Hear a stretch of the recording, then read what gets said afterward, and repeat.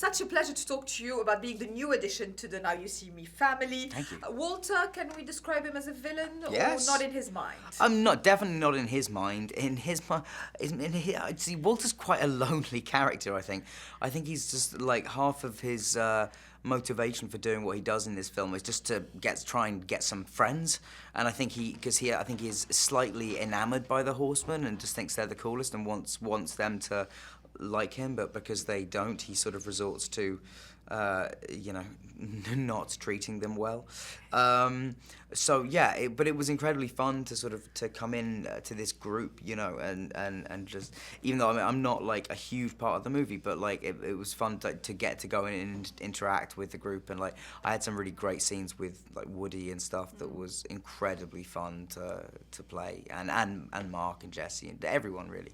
And you were a very big part of the intrigue and the narrative of the story. Right. Without giving too much away, there's a connection with the Michael Caine Yes. character, Yeah. which meant you had to spend a lot of time with him, unfortunately for you. So good. It was like, as somebody who's grown up in England, you hear so much about Michael through the industry from people who just talk about, his professionalism, his respect, how kind he is.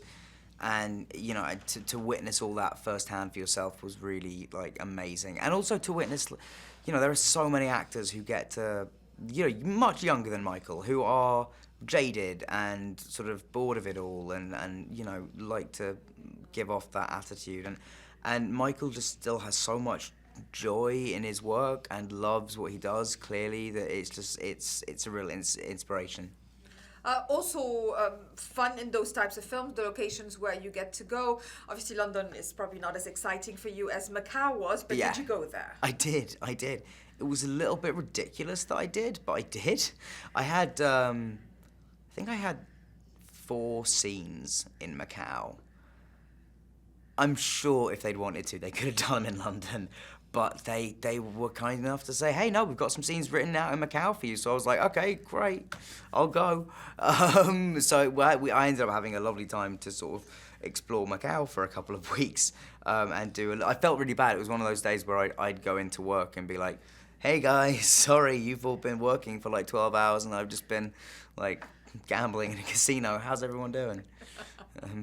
How much did you learn about the world of Ilusionists throughout this experience? I mean, a little bit. I'd obviously had a little bit of knowledge prior to this just because of my, my work on Potter, and you work with a lot of magicians on that, or I did, work with one very closely.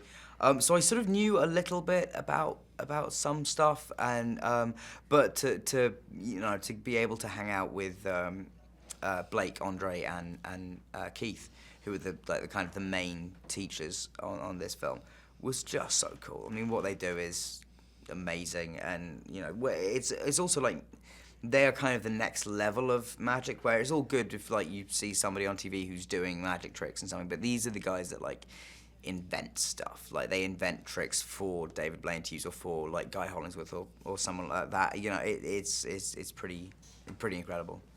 Absolutely.